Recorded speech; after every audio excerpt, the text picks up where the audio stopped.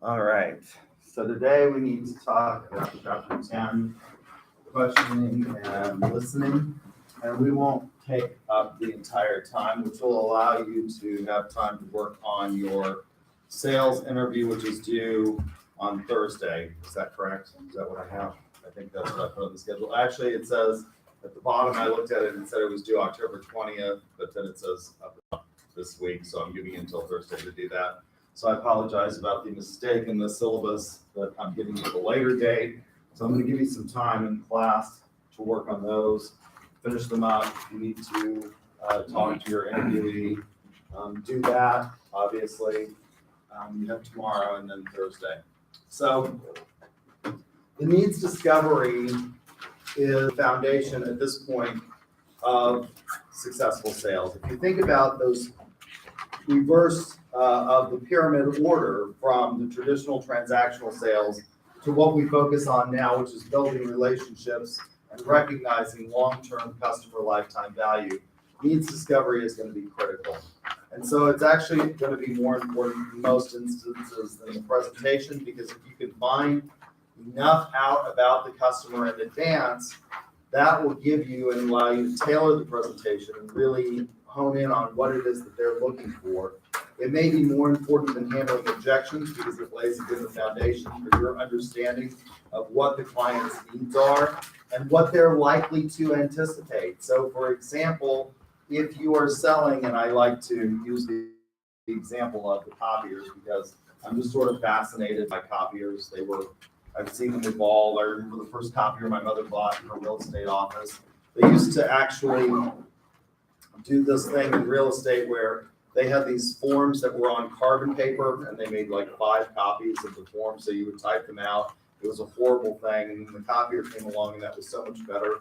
But you actually had to pick up the lid and lay the paper down and make each copy, and they didn't collate, they didn't staple. And so when you're doing contracts, I remember back in the 1980s when my mother was doing this, you would put the first page of the contract down and you'd copy like 5 copies of it, and then you'd have your secretary or administrative assistant lay it out and go through and then do it yourself. And now copiers do all these things. They're not just a copier anymore. What can you do with a copier? Well, they're a scanner. They can scan stuff into PDF and to you. Through email, they are a fax machine in many instances, although I don't know why anybody would actually fax anything in an age of internet now. But they can be a fax machine, they can be a document server. I mean, they're so much more than just a copier. And so I'm kind of fascinated by them.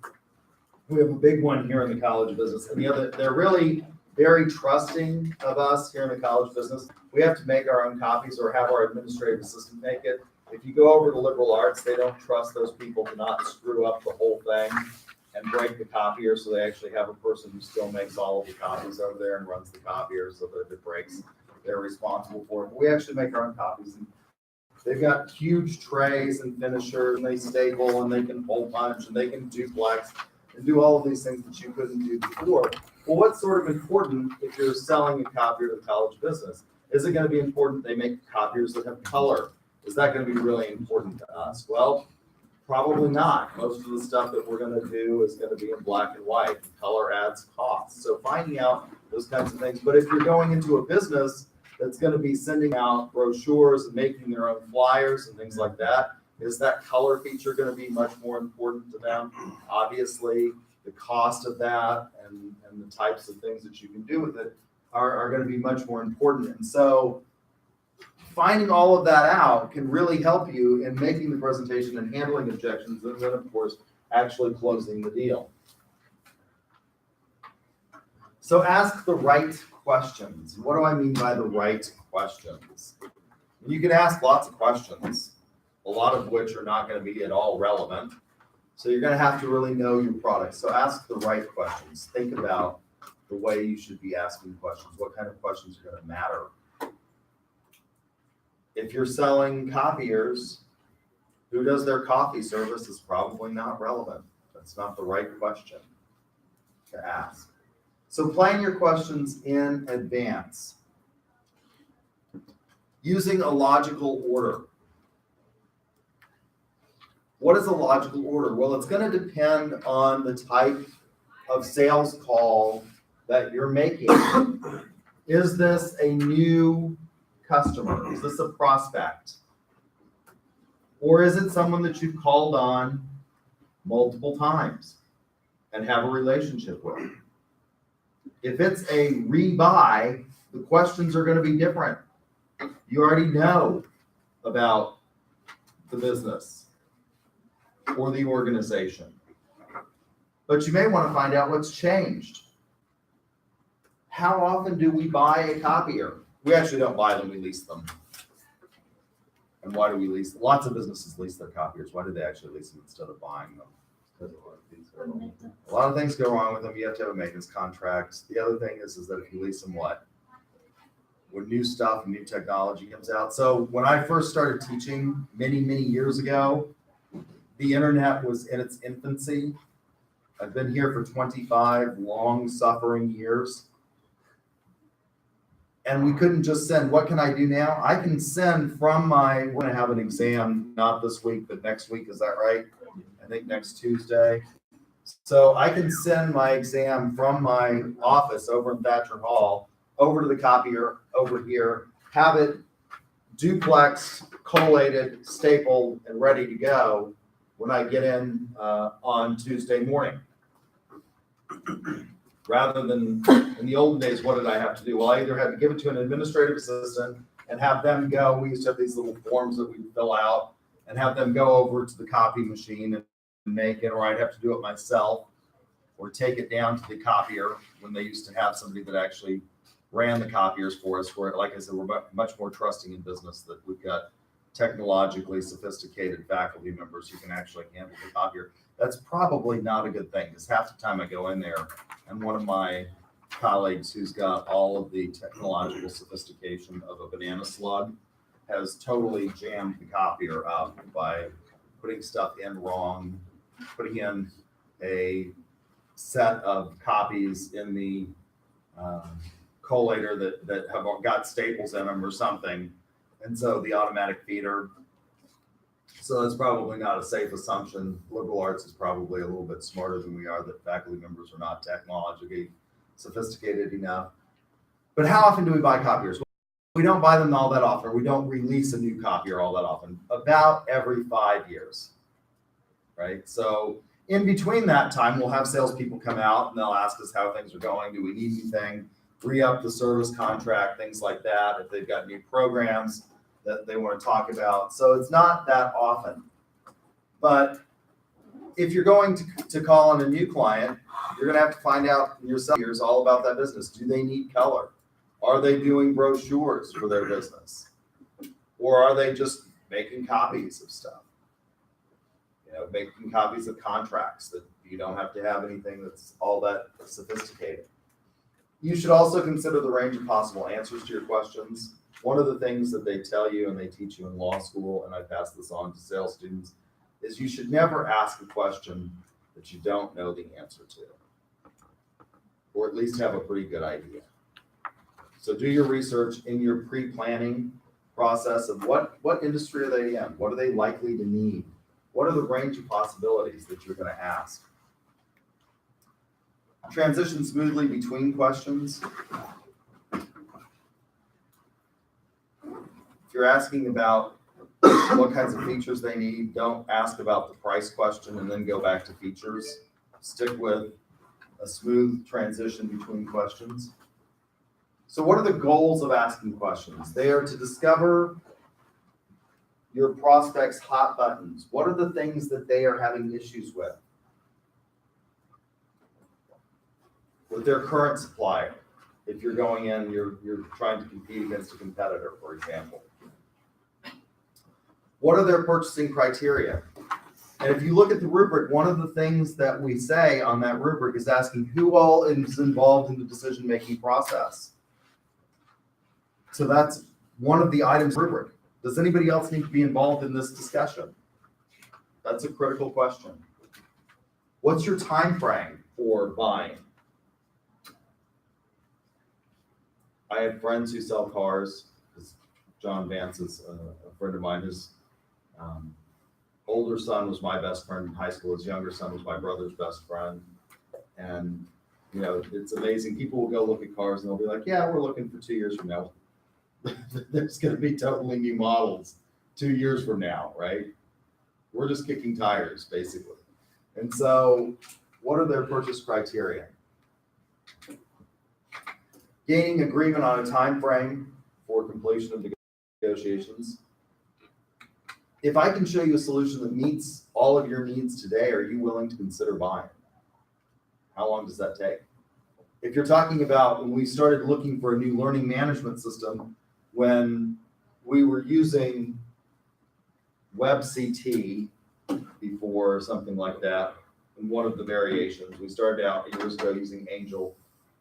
When we started thinking about meeting, because these various LMSs got bought out and we didn't want to go with Blackboard, when we started thinking about that, how long is that going to be? How long of a process? That's going to be a lot longer than if you're dealing with a sole proprietor who has all of the authority to make a decision. Or if you're dealing with a corporation where you have to get approval of, somebody higher up. And so what's the time frame for completion? Some products, and a lot of you will go into business to business sales and you'll find this out, that the buying cycle is like a year long. If you're selling goods to education, if for example, let's say you're a textbook publisher in K-12, this is one of the things that I did. We sold, basically our LMSs came loaded with content that matched state standards.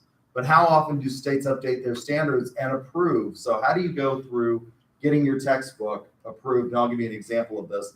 One of my colleagues years and years ago, when I was a professor in the land of Hippy Dippy across the parking lot, before I saw the light, hallelujah, and came over to the College of Business and started teaching sales when I was a political science professor, one of my colleagues decided that he was going to write a textbook for civics. How many of you had civics in like junior high? If you were an Oklahoma student, when do you take like civics and government in your curriculum? Do you remember this?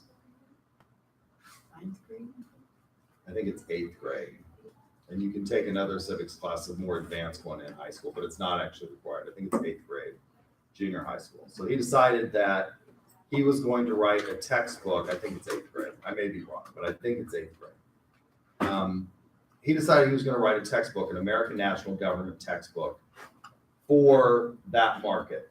And the reason that he was going to do that is because he looked around and he had written a textbook for American National Government for colleges and universities. Now, who decides what textbook we're going to use in a college class? Do you guess? What? The professors often decide what textbook they're going to use. We have a lot of latitude. Now, some departments have requirements. So some colleges, for example, if you go to a community college, generally they have a department chair who's in charge of things like American National Government, and that department chair will select the textbook, and that will be required of everybody in the department. But at Big People School, which is what this is, I'll never forget the first time I started teaching at 22, and I saw one of my high school teachers who they were just convinced I was going to be in prison by the time I was 22. I know that's what they thought because I was a bad kid, like Bebe's kid. And they said, "What are you doing now?" I said, "I teach at UCM." They're like, "They let you teach?" I was like, "Yeah, Big People School." So here at Big People School, generally we get to decide what textbooks we're going to use.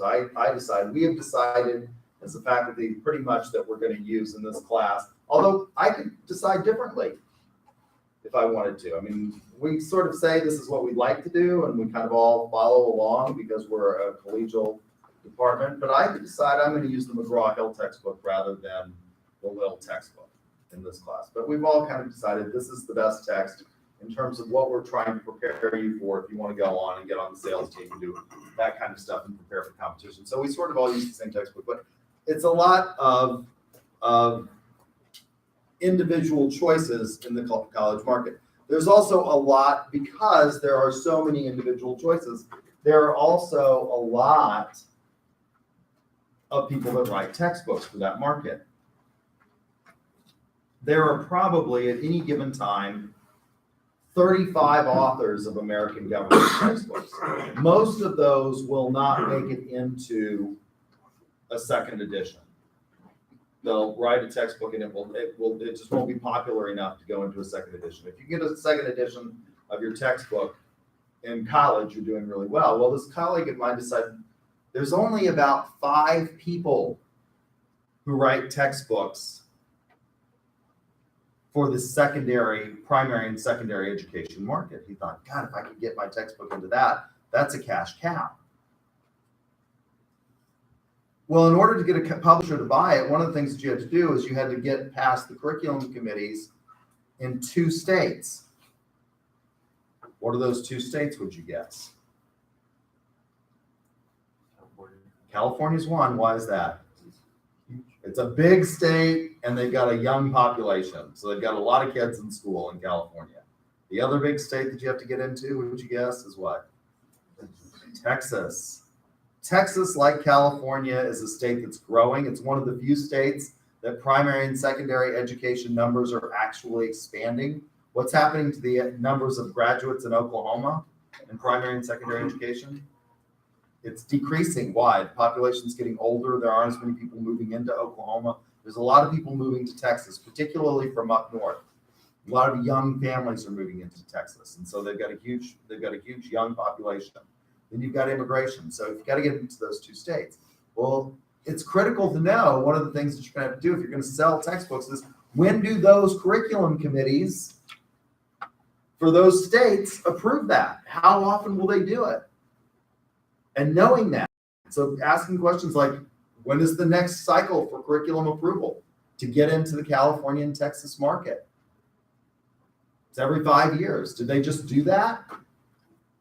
Or they, so knowing those kinds of things, knowing what the time of completion is for negotiation, that can be really long in places like higher education and in primary and secondary education. By the way, my colleague's textbook got rejected on the first time, and it got rejected by the California Curriculum Committee because he talked about there are various models of federalism, and one of them is called the layer cake model of federalism, and we say that was the model of federalism that we had up until about the Great Depression. And after that, we get what's called the marble cake model, where it's really hard to tell. There used to be a distinct difference between federal governments and state governments. And I give this to you as an example of buying and asking the right questions.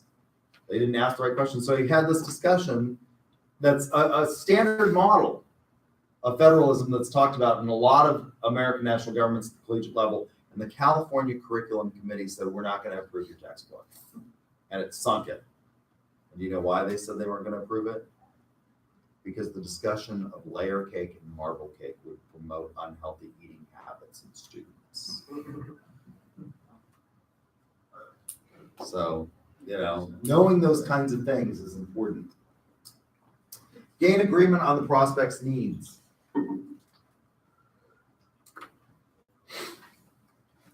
So you should avoid technical language unless you're selling. So one of my students is very interested. We got back from competition on Sunday night. One of my students is very interested in selling Henry Schein. Henry Schein is a major manufacturer of dental tools and equipment, and also veterinarian tools and equipment and supplies. And so if you're selling that kind of stuff to a dentist, obviously you're going to have to use technical language, and they're going to be technically sophisticated in understanding what it is that you're talking about. Think about going to the dentist. They're going to understand what you have in terms of, suction. When I was a kid growing up going to the dentist, they used to have this bowl next to the dental chair that had water that ran in it perpetually. They don't do this anymore. They had this bowl that you'd spit, they'd clean your teeth and you'd spit into the bowl, into this little sink. It was kind of disgusting. What do they do now? They have a suction device, right? I mean, they're gonna know what those are called and the technical language for it, and so they're gonna be technically sophisticated. If you're going to talk to the dean of the College of Business about copiers, is he or she going to be technically proficient in understanding what, a finisher is? If you're talking about, so what's the finisher on the copier? It's the part that goes into where it collates hole punches and staples. No, they're gonna wanna know if it collates, punches, and staples, and they probably don't know what the finisher is, right? They don't care what that term is, but it depends. Are they technologically sophisticated? What kind of buyer do you have? You should establish in your questioning a clear agenda. So at the beginning of your meeting, tell your prospect, do we still have 20 minutes for today? Is that great? Yeah, okay, that's fantastic. I would like to do the following. I want to gain some understanding about your business and where you're at.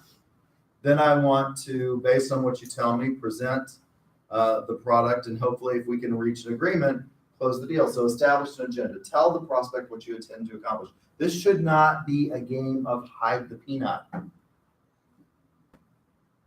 with your prospect, right? This shouldn't be like a mystery novel where they have to figure out where you're going. So provide a clear agenda. Phrase each question so that it has a clear purpose. You should avoid using, and people do it all the time, you should avoid double-barreled questions. What's a double-barreled question? No. Huh? There's no right answer. That's not a double-barreled question. I'll show you an example of a double-barreled question. So this is part of my research relies on this particular instrument.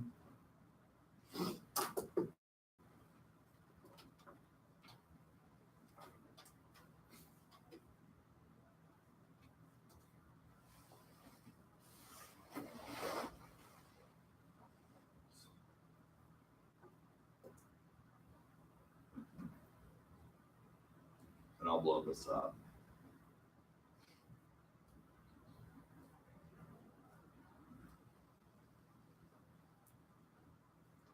So that you can see it.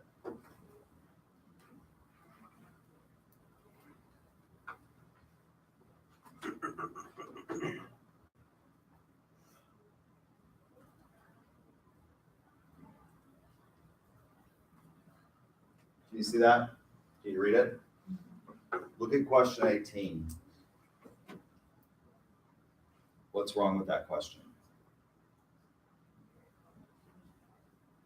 Well, you should know. I told you it's a double-barreled question. Why is it a double-barreled question?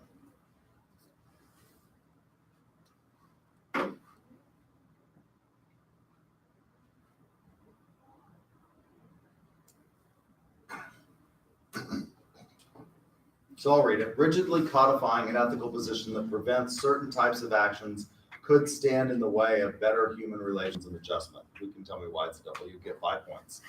Be sure and come up and see me. I keep telling you, people listening keep forgetting. Luckily, I've remembered for a lot of you. But I may not always. I have a poor memory for things like this, for such details. What does codifying mean? Codifying is putting it into a legal standard. So saying thou shall not. So we have legal codes that are based on morality. So there are basically 2 types of laws with regard to criminal law and procedure. There are what we call malum in se, and there are what we call malum prohibitum. So what's a malum in se? Malum in se is what we generally think of as having some connection or nexus to morality. Thou shalt not kill. The unlawful killing of a human being with malice aforethought in most states is what we call either first-degree murder or capital murder, right? And that's based on some kind of moral principle. We say, thou shalt not. If you do this, you're guilty of capital murder, and in the state of Oklahoma, you can be executed, for example. So that's a rigid codification of a moral standard, saying that you will not do this. Now, other things that we have in the criminal code have no moral import. We just say that you have to follow them because it's the way we have to have for organized society. If you run the stop sign out here, there's a stop for those of you who park in the liberal arts, the lot that's north of the liberal arts. You get to that stop sign, and there's no reason why that stop sign is there. Have you seen this? As you come in, like right on the north side of liberal arts, there's a stop sign. You go out, not one coming in. No reason for there to be a stop sign there, other than it's kind of a tight turn, right?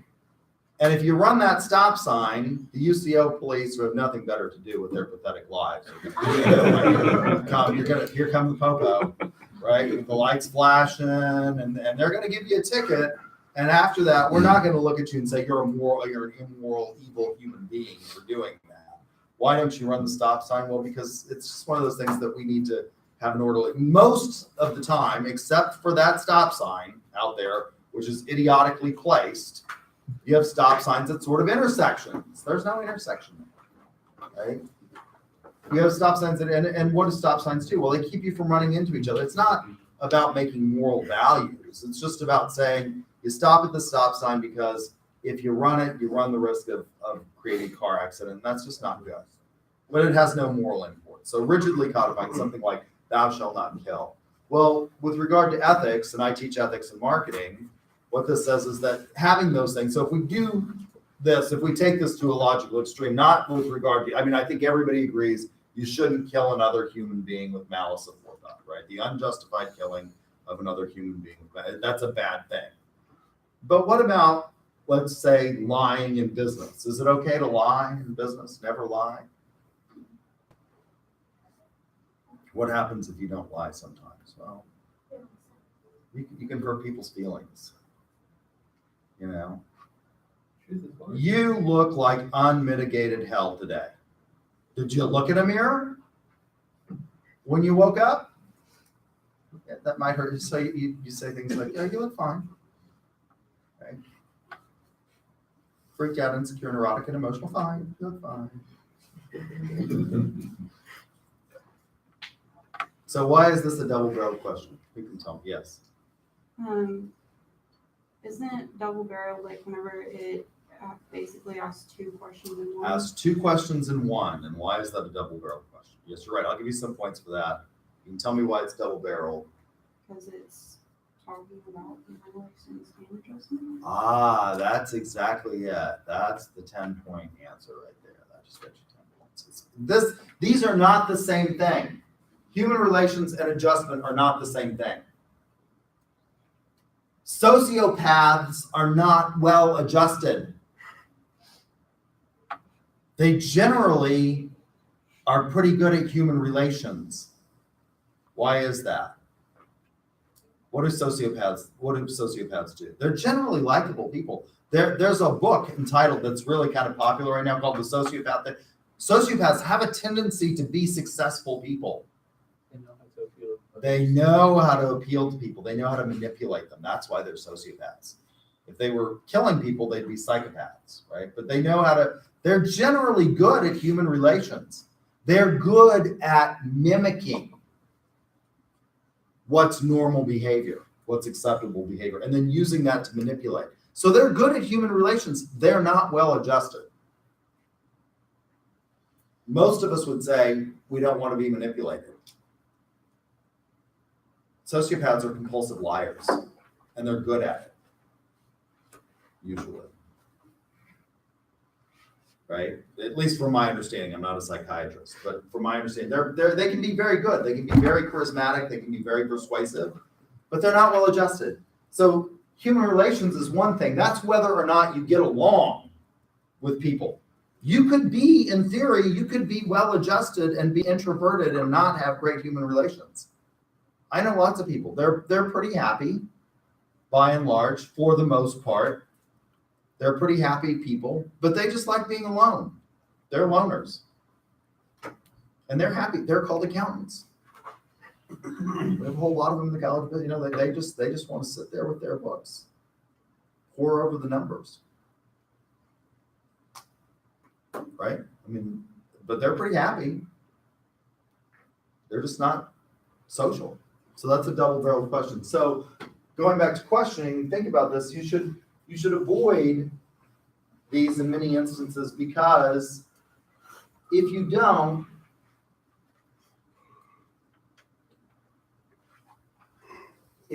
this is under provide phrase each question so it has a clear purpose. If you don't, you may not be getting at what your prospect really wants. Do you want duplexing and finishing on the copier? Well, they may want one, but not the other. May not be important to them. If I'm only really making copies of two-sided things, brochures, and it doesn't have to staple, that may not be a big thing. And if you ask both, you could oversell them. And then, they find out that, hey, there's a cheaper model maybe or something like that, and you've got a problem. Use the repeat effect technique and allow the prospect the opportunity to elaborate. You said that you were really interested in X. Can you tell me why? You were really interested in the email capability of the copier. Can you tell me why? Well, that might allow you to then understand what other kinds of things they may need in terms of services that go along with that. Why is it important to be able to email from the copier?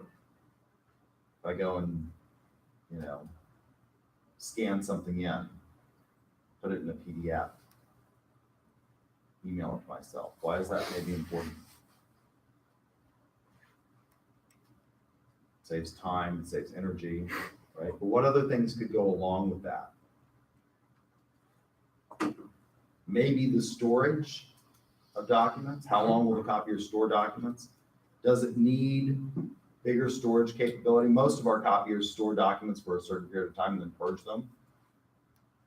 If this is really important, is it important to be able to store documents permanently so that you can get them easily and you can email them to people? Is it important for that email to be able, some copiers will only allow it to email, for example, on an intranet. You can't send it externally. Well, if you're sending it to customers, you might want to be able to go directly from the machine, right? So those kinds of things can allow you to then see what else you might be able to provide the customer in terms of value. Situation, question, spin techniques. Situation, problem, implication, need, payoff, spin. So situation questions are the data gathering questions about the prospect's circumstances. What is it that you need in terms of capabilities for your copying for faculty? We have lots of copiers. We have a copier in Badger Hall, for example. It's a smaller copier. They tell us not to copy exams on that copier. Why? It's slow. It's expensive per copy. The cost per copy on the big machine is literally a cent a page. That copier over there is probably 5 cents a page to copy because it's slower. The toner takes more. I mean, it's not efficient. Why do we have that copier over there? Well, we have to have a copier in Thatcher Hall for faculty to use if they've got to make copies, for example, of a student exam to hand back. I do this a lot. I make copies of the Scantrons and keep them so that I have a copy and that I can give them back to you so that you have them. Well, you come and you need it, and you want to be able to study for the final, I have a copy of it and I can make a copy quickly. I don't have to run all the way back over here to the College of Business to make that copy, but we don't have a big enough space in Thatcher Hall for a copier that size. And we don't need 2 of those copiers. We only need 1, but we do need some kind of copier. So situational questions. You have 2 locations for the College of Business. You have Thatcher Hall and this. Do you need more than 1 copier? When we were poor, broke, which are frequently here at UCO, they got rid of a lot of things that we used to have. Everybody used to have a printer in their office. What happened? Those printers are expensive. The ink for them is expensive. So we now have we have 1 printer per floor. Needs change. Why were we able to do that? Why were we able to get rid of a lot of those desktop printers and have like a common printer per floor? Well, we could network it, right? But that meant that the printer capabilities, it's a different, if you're printing off 10 pages a day versus having 15 faculty member all use the same printer, right? That's going to be different capabilities. Problem questions. What happens if your faculty have to go over to the College of Business to print things? Implication questions. Getting the prospect to discuss the problem and how it can be improved. If I can show you a cost-effective option that allows you to have a copier over there. Would you be interested in it? And then needs payoff.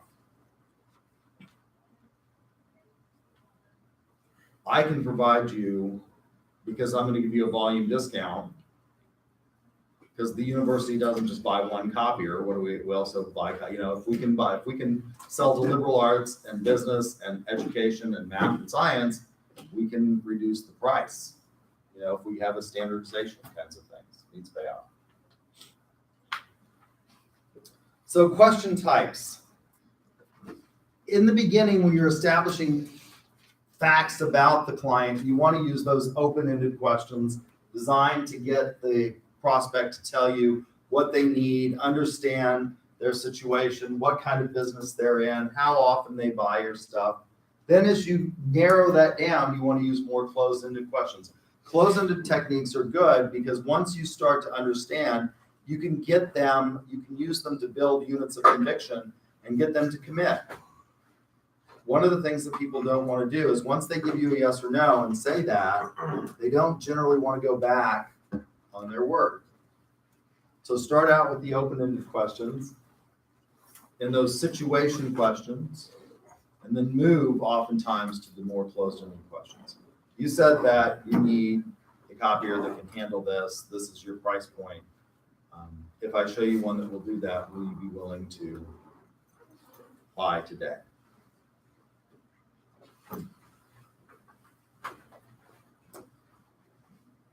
So classification of questions, amplification questions, ask the prospect to explain the meaning of the statement they made. Why is it that you feel that way? You said that you hate Xerox. Xerox used to be the biggest company and producer of copiers forever and ever. They're not anymore. Why do you know if you're a Xerox? Why do you hate Xerox? Well, 15 years ago, we had a Xerox that broke down constantly. Well, I can assure you that Xerox has upped its game and their quality standards, and J.D. Power tells you that they're the best copier. Are you willing to change your mind on that?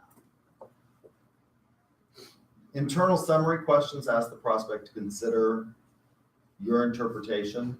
So you said, if I got this correct, these are the three things that are the most important to you. You need a copier that can produce 15,000 copies per day, that can collate, duplex, staple, hole punch,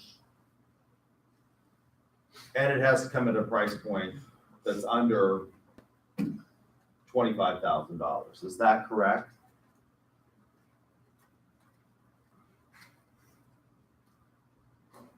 Getting agreement, restating the prospect's problems, and seeking agreement. And of course, there can be overlap between these categories of questions. So listening. And I'm going to tell you that this is one of the hardest things for you, and I have to admit it's one of the hardest things for me to do. Why did I become a college professor? I like to talk. It's also why I became a lawyer. I like to talk. I love it. Students tell me that they would rather go to the dentist. This is a big deal. Most people hate going to the, I don't understand why. I love going to the dentist. I love the dentist. I have a wonderful relationship with my dentist. Probably because I inherited pretty good teeth from my parents. I have very few fillings. I've got good teeth. I've got all of them still there, even my wisdom teeth. I don't have a lot of problems, and I just love it. They feel all clean and pretty when you come out of the dentist, but people who have lots of problems with their teeth don't necessarily like going to the dentist. Students tell me that they would rather go to the dentist than stand up and give a presentation. I don't get that. Like the first time I walked into a college classroom, I'm like, they're paying me to do this? Now after 25 years, it doesn't quite hold the luster that it used to. I don't just bounce out of bed every morning. Eager as a squirrel in an oak forest, as I had a student write to me one time. I had a student write that on an essay exam. I approached this problem eager as a squirrel in an oak forest. When wham bam, the answer came to me like an elephant in a circus tumbling routine. And I wrote back on their essay, I leapt like a gazelle to the conclusion you deserve an F for forcing me to read this drivel. But I used to do that. I just, when I was a young professor, I just bounce out of bed, couldn't wait to get down here. And I'm not quite that eager anymore. But I still like to talk. It is physically impossible to learn anything about somebody else if your lips are moving. At least that's what my mother told me. And sometimes I try to remember that. So it's important to listen, and it's hard. Why is it hard for you? Well, because your generation is taught to hear things in 30-second sound bites. In selling, though, it's going to be important that you really do actively listen to your client and that you don't prejudge. Now, we're all prejudiced. If you go to the Simon Wiesenthal Center for Holocaust Museum, they have you enter through two doors, and one says not prejudiced and the other says prejudiced, and you can't get through the door that says not prejudiced. Right, and it's locked. We all have some prejudice, and probably those have helped us survive. But to the extent possible, you should avoid prejudice. My mother owned a real estate company. And I think I've told you all this story before. She had a bunch of kids come in, and one of them, they came in a VW bus. This was popular. They dropped out, had been at the Haight-Ashbury, whatever, still had a VW bus. Came in and we're looking at a house in Santa Fe, New Mexico that was $1.5 million. And if she had said, what are some hippie kids like you doing, she would have lost the sale. Turns out that one of those kids, the one who ended up buying the house, was the grandson of Stanley Marcus. Stanley Marcus is half of Neiman Marcus. Department stores. They had more than enough money to buy the house. So avoid, to the extent possible, prejudgments. Don't assume anything. Be patient. This is really hard. A lot of times, particularly for your generation, and particularly with you that are not used to awkward silences, if you are dealing with an analytical, for example, you're going to have long pauses and moments where they're thinking about things, and you're going to want to do what? Particularly, how many of you are drivers? How many of you in the social styles were drivers? If you're a driver, it's hard for me to sit there and listen to somebody, right? But you got to be patient, particularly if you got an analytical or an amiable. Don't start filling in. Take notes. This is really hard for your generation again, mostly because you all were taught to keyboard at a very early age, and so you're good at it. But if you'll actually write things down on a notepad, you will remember it better. So take notes. Ask your prospect if you can take notes. Take notes so that you can remember. Ask them, what are the three things that are most important to you if you're selling, dental equipment. Dentists have different needs. What are the three most, what are the three most important needs to your practice today? Do you need more chair space? Do you need more, ask those questions and then take notes. Reinforce what they say. So if I'm understanding you correctly, your hot buttons are, relist them. Capitalize on the speed of thought. You can process about 600 words a minute. Most people don't talk that fast, particularly in the South. And certainly not in Minnesota either. We were in Wisconsin. We flew into Minnesota and then drove over to Wisconsin. And the tour guide at one of the things that we did at this competition,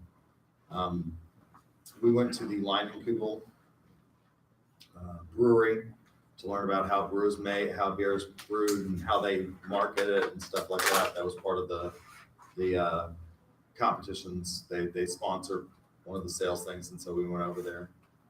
And it was they were talking about, they have horses just like Budweiser did because they're an old brewery. And she told us that they put the beegs in the Wiegen. I was like, what? They put the bags in the wagon, but she talked really slow. I'm like, talk faster. I can, I can understand, but a lot of times, particularly if you're dealing with an amiable or an analytical, they won't talk that fast. So be patient. You can process about 600 words a minute, but most people don't talk that fast. So be patient and listen. That gives you time to write it down so that you can commit it to memory. All right, so I'm going to give you the rest of the time to work on your sales interviews if you haven't done that already, to finish those up. If you have any questions, I will take those. If not, you're welcome to go and work on those. They are due on Thursday. We'll talk about the presentation, and then we'll go around and talk about your interviews. Yes. Is there anything doing these two? Like, I will post the, I'll put a Dropbox for your interview to submit it. Yeah, I dropped it. I submitted it. You submitted it, so it's there, the Dropbox is there. And I opened it? yeah, it's Yeah. I thought I forgot to open it. Doesn't have to be. No, you don't need to bring it in. 3 to 5. No, you have to go like interview something. All right?